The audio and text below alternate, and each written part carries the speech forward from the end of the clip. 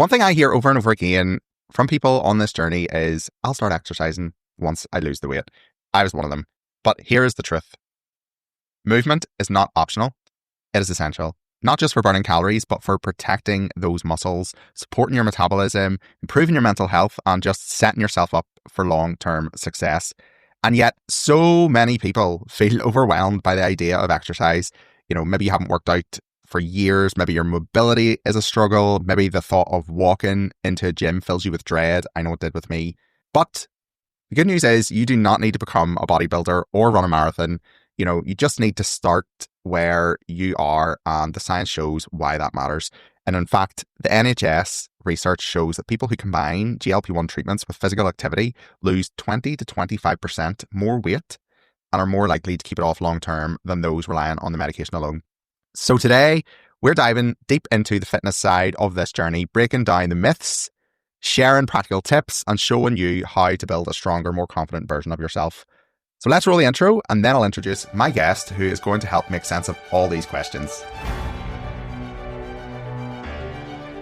Welcome to This Is My Journey, the podcast where real people share real stories of transformation, resilience, and growth.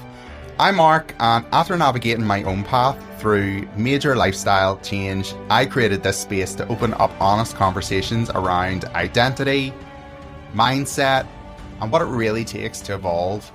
So along the way, we'll also hear from professionals, from pharmacists to psychologists and fitness experts who help us make sense of the science and support behind these journeys. So whether you're just starting out, deep in the process, or you're finding your footing after big change, you are not alone. This is your place. This is my journey. Let's walk it together. Welcome back, everyone. Today we are talking about one of the most important and often misunderstood parts of this journey, movement. And I'm joined by someone who has made it his mission to help people at every stage of their transformation build strength, confidence, and just a healthier life in general. Mitch is a certified personal trainer and transformation coach with over a decade of experience helping people reclaim their health and fitness, and is one of the first coaches in the Future Fit GLP-1 support certification to help people in their fitness goals while on a GLP-1. So he is the founder of the Results Beyond the Jab, a specialist coaching program designed to support people on their GLP-1 therapy and beyond, from those just starting their movement journey to those rebuilding strength and confidence after significant weight loss. His approach focuses on accessibility and inclusivity, from bespoke home workouts for people who feel anxious about the gym to adaptive movement strategies for those with limited mobility. Mitch believes fitness is for everybody, so his programs are rooted in science, focus on muscle preservation, and designed to help people sustain results long after the medication ends. And what I love most about Mitch is his non-judgmental process over perfection philosophy, because this isn't about punishing your body. It's about learning to work with it. So Mitch, thank you so much for joining me today. It is an absolute pleasure to chat with you. Hello, Marc. Thanks very much for having me. I'm super excited for this conversation. Absolutely love your page, how well and how honestly you've documented your journey, and gained a great audience to therefore then help so many other people that are trying to do the same as you. So yeah, super excited for this conversation. Thank you so much. I really appreciate that. Yeah, I think what you're doing in this space is such an important part. And yeah, I'm absolutely thrilled to have you on this today. So do you want to maybe start just telling us a little about your journey with fitness and, how you came into this space and what sort of led you to create that Results Beyond the Jab program? Yeah, absolutely. I'd love to. So I always love sports. To start with, and I'm not the typical GLP-1 user. But I think that's one of the reasons why this conversation is very important. Also, I've always loved sports growing up, also loved science. So I went to uni and did sports science. I then went into a good opportunity come up. So I went into advertising, and we used to represent technology that didn't have a presence in London, help build it up and sell it. But it was never better than the platforms that were my competitors. So really what I was doing is BSing potential buyers, saying that my platform was better than one they were using. So largely, I thought I had a great career because it was good money and I was in the city and wearing smart clothes. But I was just BSing people. Yeah. So the novelty of all the cool stuff about it quickly wore off. And I started PTing just part-time, just because I loved it and I enjoyed it. And then I loved it and enjoyed it so much more than the advertising that I transitioned and went full-time. That was over 10 years ago now. I've never looked back. It's in world-class results, not just body transformations and fat loss, but performance. And then before I pivoted to concentrating just on GLP-1 and medication and helping people on GLP-1 medication, for a couple of years, my thing was longevity. I got some world-class results there too. And that's not just people living longer, but it's living better longer, or really living well for the time. Yeah. It's deep, but for the time that we're here, right? So, and then at the start of this year, I had a new client, and he was 12 kg down in 14 weeks. I knew that he had tried to lose weight before. He'd actually been a client of some of my peers and colleagues. I knew he'd always struggled, and he wasn't really using me that much. And I really probed him. I was like, mate, let me, I felt bad that he wasn't paying me and not using me as much as he should. So I probed him and said, mate, how can I help you more? Surely you're hungry. Let me help more with nutrition. And he said, oh, mate, I've got something to tell you. I'm on Ozempic. Of course, it was super current already at that time. So I was very interested. A lot of PTs see it as a threat to their business. But I already knew at that point, this drug is too good. It's not going anywhere. It's not a threat. It's a tool. I need to learn it and help people use it rather than think it's a competitor. Yeah. Because in my opinion, if all a PT or an online coach is doing is telling someone to move more and eat less, that's not coaching anyway. There's so many more layers to my service. So if there's something that just helps that bit, that means we've got more time, more bandwidth to concentrate on the other layers of coaching. Yeah. Get even better results. So I was very interested in the benefits. He's not a massive drinker, but one of the things that got me was he said that he just didn't fancy, and of course, most people know now that it affects the reward system. Yeah. At the time, he said to me, I just don't fancy anything naughty. It's like on a Thursday, he works in the city as well. He said he's actually marketing. So the lads are going to go for a pint, and he just doesn't fancy it. Yeah. Doesn't fancy the sweet stuff he'd always had over dinner. And I thought, wouldn't that be nice? Wouldn't that be nice to not even want it and therefore not have it? And then you've got a bigger calorie allowance for more nutrients, lose weight faster, and the whole host of benefits that will come from not even fancying anything naughty, right? Yeah. So those two things combined, that it's not going anywhere, I and also wanting to feel those benefits, I did it, but for that and also as an experiment because I wanted to learn more. So what led me to create results beyond the jab is the first flag, I guess, was at that point he was 12 weeks in and he was already on 10 mg per week. Right. And it just sounded a lot to me. So I started asking him questions, and he said that they always encouraged him to do more each time. And I said, but what was it working? It was 2.5 working. He said, yeah, I was losing weight and I wasn't hungry, but I could eat. And he was always encouraged to. And I thought, that's weird. Why would they want to give more? But at the time, the price was very, very similar, right? 10 mg versus 2.5, even though it's 4 times more actual medication. Yeah. It's a tiny bit more expensive. And I was thinking, well, they're not trying to get more money then. So what's going on here? Maybe that's a whole new conversation. Yeah. Some sort of conspiracy.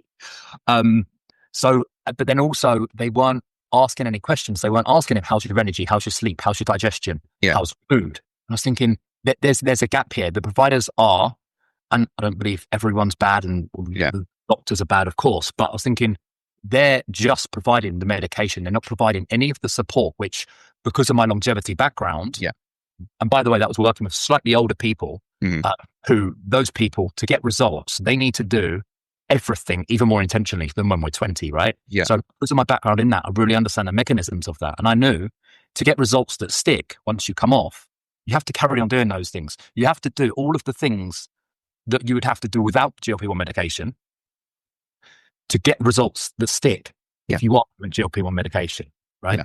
So that's what made me want to create a program that helps people that are on GLP-1 and then want to come off GLP-1, because I don't think anyone wants to be on it forever, especially the price increase. Yeah. And that's when my baby was born.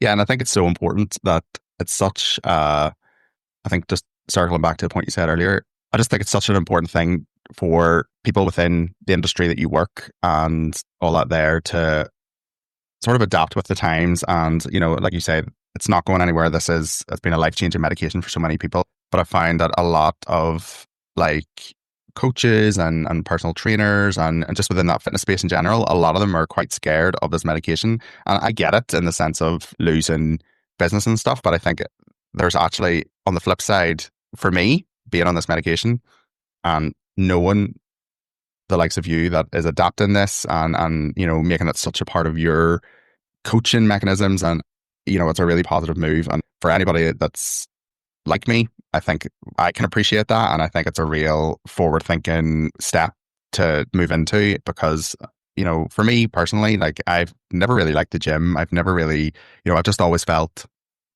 and I know we've had conversations about this in the past, but like, I've just always felt judged going into the gym and things like that. And I think for somebody like you that is coming out with this and understands almost how I'm feeling about the situation of going to the gym and being obese and being on this medication, I find that, and I know so many other people will find that really refreshing, and so happy to tell people about this because I think it's such an important part of the journey.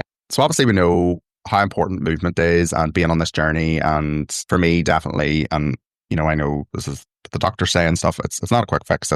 You have to work on everything. You have to work on your nutrition, your healthy eating, and exercise, as well as doing that with the jab, because it all works alongside each other. But obviously, movement is a real key part to that, and the fitness. So we know that exercise does play such an important part beyond just burning them calories. And there is a lot of talk about muscle loss on this journey and things like that. And obviously that is why exercise is so important. So, how real is the risk of muscle loss and the importance, if you want to talk a little bit about the importance of exercise on this journey and, how that can really help protect your muscle mass? Absolutely. So to start with, GLP-1 medication doesn't make you lose muscle. Also, GLP-1 medication doesn't make you lose fat, right? It makes it easier to eat less. And then if we're in a calorie deficit, we lose fat. The risk is, and the issue is, if we eat too little and too little nutrients, then we have less energy and we don't want to train, or we haven't got the energy to train effectively. So the importance of exercise is super important, because we need to, and you hit the nail on the head perfectly there. Exercise isn't just trying to burn calories. Exercise is not punishment. It's sending the right signal to the body. The body is very clever. It's also very efficient, but efficient and lazy, there's a bit of a crossover, right? Yeah. So in my opinion, there's a slight difference between exercising and training effectively. Yeah. But if we're not exercising effectively, let's call it, then our body would rather burn muscle than fat, because I think we all know now muscle weighs more than fat. Yeah. It thinks, why do I want to carry around muscle if my body doesn't need it? We have to give the muscle reason to stick around. And then just as importantly, but not really spoken about as much, is bone density. Our body is more likely to get rid of muscle and bone density, because that's weight, than fat if the body's not using muscle. So if we've got less muscle, our body then thinks, well, I don't need as much bone density. But also if we're not loading the skeleton, then our body will get rid of bone density. And then we're losing muscle and losing bone density at a higher rate than we would have if we weren't to exercise. Yeah. The issue with losing muscle is, and this is, I know not everyone wants to be ripped or jacked or a bodybuilder. Yeah. It's so much more important than that. Think of your muscle as your engine. If we're shrinking our engine as we're losing fat, once we come off the medication, if we've got a smaller engine, and then as we know, and we'll get into this later, I'm sure, it becomes harder to carry on eating the way you were eating on the medication. So if we then start eating in a surplus, which is what lots of people are doing once they come off, but the engine's smaller, those calories going in, the engine can't handle it. That's the body not being able to handle the calories, right? It's the analogy. And then we start putting on weight, but in fat. So say, for example, just for ease of numbers, say someone's 100 kg and they're 60 kg of muscle. That's about right, by the way. Like, that person would qualify for GLP-1 medication, somewhere around like above 30 BMI. Yeah. Say they lost 30 kg. So they're now 70 kg. If 30% of what they lost was muscle, they would then be 49 kg. Doesn't sound too bad, right? 70 kg, 49 kg in muscle sounds pretty good. Yeah. But now imagine if they didn't do any exercise. So they've lost muscle, but still those ratios don't sound too bad. If they haven't done any exercise and haven't learned to exercise effectively, haven't built a tolerance, and they haven't got the nutrients in, and they haven't installed the habits of what nutrients they have to fuel their body and mind to be healthy, and then they start putting on weight, and then they make their way back to 100 kg, and now they're 100 kg with 49 kg of muscle, what happens then is they're going to carry on putting weight, if nothing, if they just carry on doing the same thing that made that happen, putting them at a much bigger risk of metabolic diseases like diabetes. To answer your question as concisely as possible there, for what's the effect of losing muscle. So if we lose muscle, our resting metabolism goes down. It's easier to regain fat. If our insulin sensitivity decreases, we have a greater risk of diabetes and fatty liver disease. If our inflammation goes up, there's a higher risk of heart disease. If we lose mobility and strength, which we will, if we lose muscle, then we're going to have more joint pain and early frailty. And then if we lose muscle, because of all of those things, or a combination of all of those things, we're probably going to lose confidence. And of course, that can affect mental health. That's so interesting hearing you say and talk about all that. It's because of where I am at this point in my own journey. Kind of wish this sort of conversation was available a year ago when I had started my medication, because I think I maybe would have had a different mindset. And don't get me wrong, I still exercise and stuff and all that there, but I think it's something, maintaining muscle was in my forefront. I was taking protein and things like that, but a lot of what I was doing was walking and things, and I had a lot of visceral fat around my organs and issues with liver and all that, and obviously I've been able to combat all that. But I think for anybody that is starting their journey, that's all really, really interesting what you're saying there, and will help sort of frame people in their journeys and think about it slightly different starting their journeys. So for somebody maybe who hasn't exercised in years, so that was definitely me, struggles maybe with mobility. I get these questions all the time on social media, on just DMs, all that stuff. People are just, scared at where's the best place to start doing this type of stuff while you're on this medication, because obviously, like we've said, you need to be exercising more while you're on this. So, where is the best place to start? So if you've not exercised for years and you're struggling with strength and mobility and maybe the confidence to go to the gym, you don't even have to go to the gym. Yeah. The positive of being where that person is how we grow muscle and how we get stronger is we have to stimulate it more than we have done recently. So if you did no exercise last week, it's quite easy to beat 0, right? Yeah. So if you don't know how to use machines and not confident enough yet to go to the gym, and mobility, then literally you can start at home. And of course, we've discussed this. We are going to be releasing a free home program for people to follow. It'll be ready by the time this comes out. So it will all be done at home. We will do a complete body weight one, and everything will have regressions. I understand not everyone can just do push-ups. So there'll be regressions to push-ups. Not everyone can do lunges. There'll be regression to lunges where there's support there. So at home is absolutely fine and will work for you, especially if you follow our free program. That's amazing. I think there's definitely something I'll be checking out. Everybody loves something free, and maybe for anybody that enjoys doing that sort of stuff, and they work that out, obviously they can touch base with you again, maybe to progress that even further. For me, definitely many people, like I say, me included, intimidation is probably, for me, not a strong enough word, but a lot of people are intimidated by gyms, and they believe they need to buy this expensive equipment. Have you any tips, like in terms of like some simple ways to just build strength and movement at home? I know you've just talked about that free resource that you're going to put out, which everybody will be able to go and grab.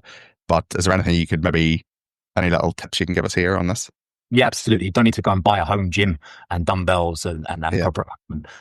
Especially if you're not currently doing anything, you can progress with little equipment, and that cost-effective equipment too. So resistance bands, and I'll add this into the program. You can get resistance bands on Amazon. Maybe we'll chuck a link in for the best ones. Yeah.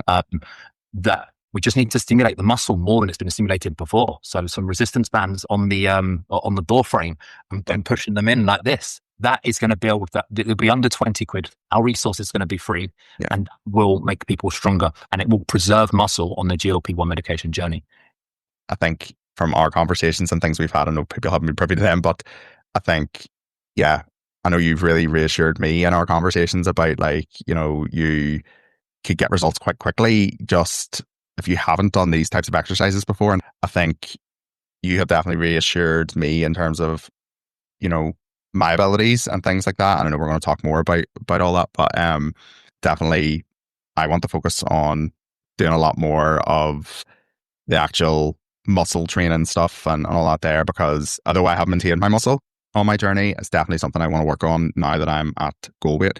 So what are those mistakes that you see day in day that people make when adding exercise into their journey, and how can they avoid making them mistakes? Because let's face it, we hear stories all the time. I'm sure you see it daily. You go into the gym and the amount of people that are doing the wrong exercises or doing them the wrong way, and they actually don't know how to train their body and stuff. So yeah, what are those real common mistakes?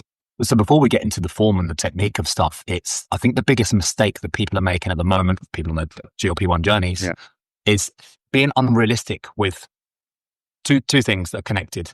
Being unrealistic with their plan and their program, and because they think that's what they need to do. So if we go back to the previous question, you need to do a bit more than last week to get stronger, and if the nutrients and the sleep and the recovery is there, to even grow muscle. So if you're someone that's full-time job and a family and you're not training, planning to go to the gym next week 4 times probably isn't going to happen, right? When it's Tuesday or Wednesday and they still haven't got one, they're like, oh, well, this week's effed now, right? So I'll start again next week. Don't need to go to the gym 4 times. Don't even need to do 4 home workouts. If you're doing nothing, 3 full body workouts, which will be on our program, is enough.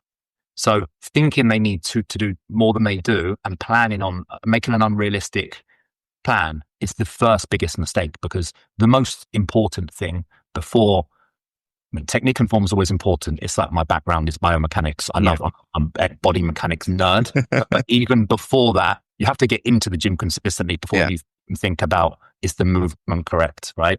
So I think the biggest mistake that's actually holding people back is that thinking they need to do more than they actually do, and planning to do more than they do, and then feeling like they're failing.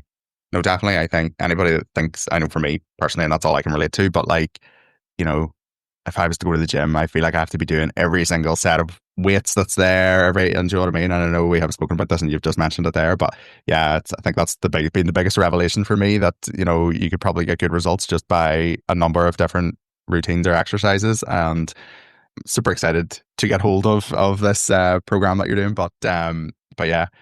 So how do you approach movement for people who are, say, for example, disabled or recovering from injury, or just simply find exercise physically challenging at first?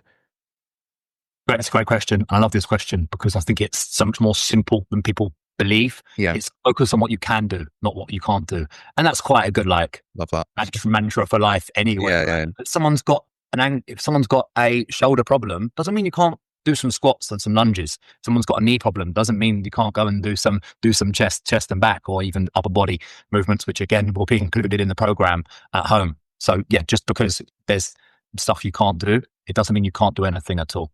If there are any disabled people listening to this and they think, well, those examples don't fit me because I've got a bad shoulder and I had a client that lost his arm in an accident before. We made a program for him, completely lost the whole limb. And I mean, he was an incredible human anyway, and very, very determined. But we had him doing the sled pulls and sled pushes. We just adapted it. So I love that stuff. And I genuinely love to help people. So if there's anyone disabled that's watching this thinking those examples I gave don't work for them, reach out to me and I'll be happy to help you. I think it's human nature. Just think, I can't do that. I think that's the way we're built as human beings. But I think there's so much more out there that you can do to help yourself regardless of your situation and all that there. And I do get a lot of questions that way. So like you've just said there, if anybody is listening that does struggle with all that stuff, definitely reach out to you, because, I know I've learned a lot from you. So I'm sure you can help them people as well. So how does building muscle change that long-term picture for us? So not just weight loss, but for overall health and energy and just aging in general. So if we look at the research, muscle mass and strength are 2 of the biggest predictors for long-term health and longevity. So that changes everything, right? And it's everything we spoke about on the dangers of and the risks, or not even the risks. What happens when we lose muscle? It's the reverse, but the positive for building muscle, right? So if we have more muscle mass, we're going to burn more calories at rest versus if we have less muscle. So therefore we can eat more. So if we have 2 people that are exactly the same weight, same height, but one has more muscle than the other, that person will burn more calories even if they were to sit on the sofa all day. Meaning if they ate the same amount of calories, different things would happen to their bodies. Also, Our body's very, very clever, very fascinating, more amazing than even I know and I realize. Muscles communicate with the rest of the body through something called myokines. What that does, it reduces inflammation, improves brain function, and also supports the immune system. So by losing muscle, we losing that protective system, but by gaining muscle, we're increasing that protective system. So, of course, I think most people want to also look better. If we have more muscle, it pushes against the skin more. We look more toned. That's what being more toned and more definition is, right? It's more muscle and less body fat. So even at the same body fat, more muscle, we're going to look more toned and more defined. So it is so much more important than aesthetics. Yeah. But if looking better makes us feel good, then we'll take that win, right? Yeah. And I think that's definitely, a lot of people that maybe are struggling with, because you get this question all the time about loose skin and all that there. And I know for me, I don't really have a lot of loose skin, but that's where building the muscle and the definition and stuff would really come in there to kind of tone it, for the look more so than anything. But yeah, no, that's all really, really super interesting. I love hearing all the sciencey stuff and all that there and behind. But yeah, so I definitely think anybody that's on this journey, motivation is the ultimate barrier to any of this, to be honest. And yeah, I think you are going to be a good person for giving us some of your best tips for staying consistent, especially on those super tough days, because we all have them. Yeah. So some people might disagree with this, but I think a lot of people dislike exercise and find exercise and training tough to be motivated for before, because most people have tried. Most people on the GLP-1 medication journey have tried to lose weight before, right? Yeah. And a lot of people have struggled. So they have this negative relationship with exercise. So they find it hard to get motivated for. On GLP-1 medication, I call it the perfect paradox. I don't even know if that's a thing, but that's what I'm calling it, because what we do on GLP-1 medication, the result will completely determine our actions, right? So because it's about reframing it. Reframing the exercise. We mentioned before that it's not punishment. It's sending the right signal to the body to do what we know is going to make us the results stick and not regain, and they'll be healthier as we get longer. So GLP-1 medication, as we know, it gives us so much more bandwidth for everything else. Even for me as a coach, when I'm dieting, all I'm thinking about food. I'm thinking, I need to stick to my calories. I need to track my calories. Yeah. And maybe that's a question we'll get into later. Do we have to track? We don't have to track. No. But on GLP-1 medication, we're not thinking like my fridge is there, right? Yeah. If I'm writing a caption for a post or writing a program for a client, building a new client program, I'm thinking, what's in the fridge? Yeah. It's distracting, right? So, and I know that's not related to exercise, but that's an example that not wanting to eat all the time gives us so much more bandwidth for everything else. Yeah. So that could be getting better nutrients in compared to if we were in a calorie deficit without GLP-1. That could be, well, I'm not sat here worrying about being hungry and tracking my calories and being in a deficit. So that energy can go into a half an hour home workout. Yeah. So yeah, I think reframing, like this is an amazing tool that we've only just got access to in the last couple of years, right? So use it as that. Use it as a tool to work on other things, not still connect exercise and motivation to the relationship that people have always had with it. Yeah, you hit the nail on the head there with, for me, that silence that I get being on that medication and not thinking about food 24/7. Because I would have got up.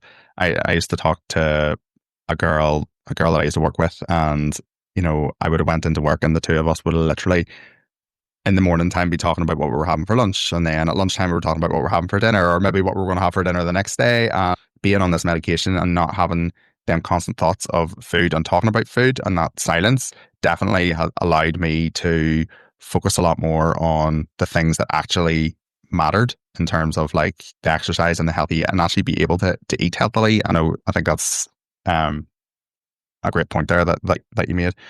For anybody that's wanting to get started in looking at exercise while they're on this journey and stuff, things that I will need as a man and things that a woman will need as a woman. Obviously our bodies are very, very different. So is there anything people should really take into consideration when starting exercising? Like what are them differences really that men and women sort of need to think about? I love that you've asked that question, but because this is something that I'm not seeing anyone talk about this, and especially the providers aren't talking about this, which kind of frustrates me. So yes, there is a difference between how men and women should approach this, and even separately to GLP-1 medication, men and women should approach training slightly differently, but probably not in the way that you think and other people think about this. Not really the training side of things, like the actual training program or even the nutrition is very similar, but women need to factor in their menstrual cycle. Because there's 4 phases: menstruation, follicular, ovulation, luteal. Women have lots more going on in their body than us, right? So that, of course, is a factor. Again, whether you're on GLP-1 or not, they need more nutrients. They need more rest at certain stages of their cycle, which is the luteal and the menstruation phase. They shouldn't fast when they're on their luteal phase. They can't not fast the menstruation phase. But it's less important than not fasting in the luteal phase. And of course, on GLP-1, as we know, it's very easy to not eat until well into the day. They certainly shouldn't train fasted on their luteal phase. And this is just something that no one's speaking about. Females need more nutrients and more rest on their luteal and the menstruation phase of their cycle. So that's not the time to not be thinking about nutrients. That's the time to be thinking more so about nutrients. The follicular phase is okay to go lower calorie. And there's no blanket rule that for every individual is different. Every female is different. Every cycle is different. So there's no blanket rule that's like one size fits all for all women, all cycles. However, women do need more nutrients at rest in luteal. Some will be able to train harder than others in that phase.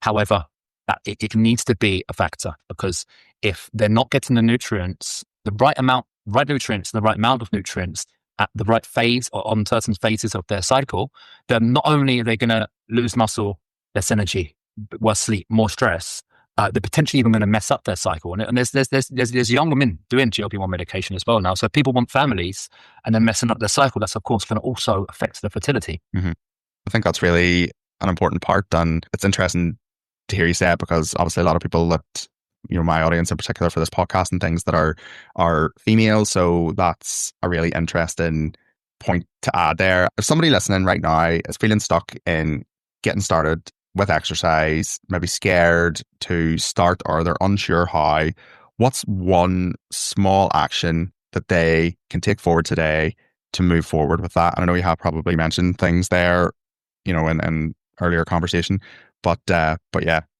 So I think for that person that feels like that, probably they can take a lot from that last question about framing. Don't think, oh, I have to do this. Think, oh no, now I can.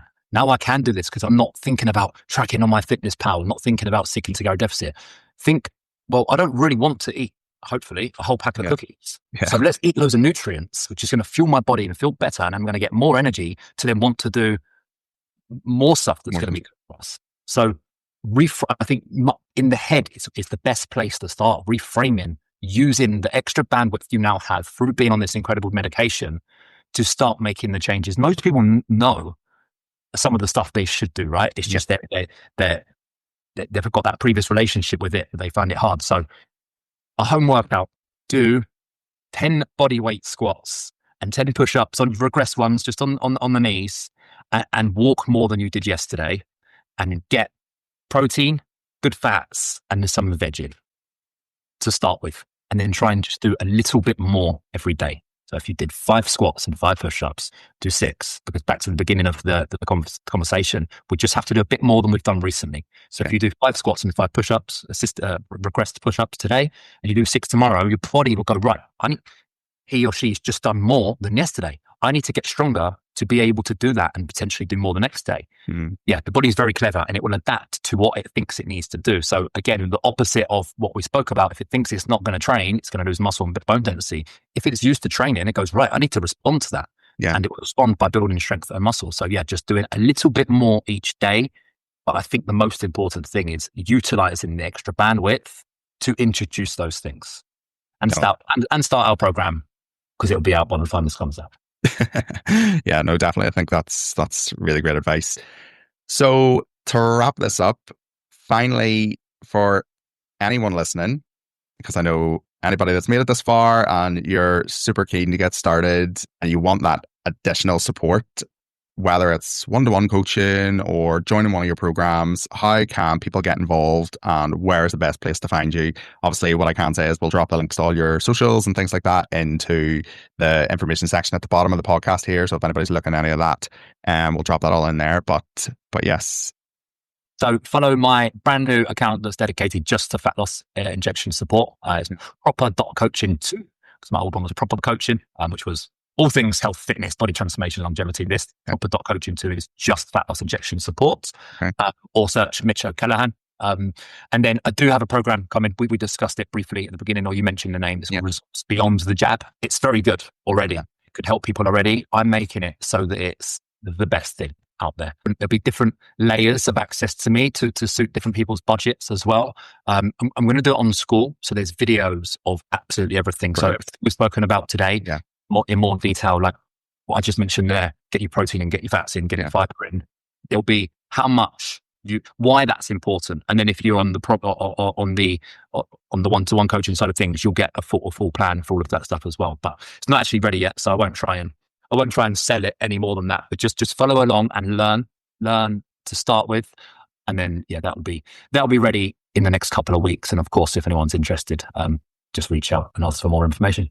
And I've already discussed with you about the possibility of coming back for season 2 of this. And I think that would be really good to see how you have found, obviously you do work with everybody in this journey anyway, but just some more, maybe we can even talk, because we've talked about the likes of me and stuff and all that there. So like my experiences with doing this alongside you or whatever and all that there. So I think that will be really, really interesting. And I think your knowledge, your experiences, all that there has been super, super informative and helpful for anybody listening here. So I really appreciate you taking the time to chat with me today, Mitch. I have learned so much more than I know we've been chatting before this than I didn't already know, but I know even more now. And I know everybody listening will really take value in what you've had to say here. So all I can do is say thank you again. And I'll catch you on the next one, guys. Thank you, mate. Thanks for having me. And I'd love to come back for season 2.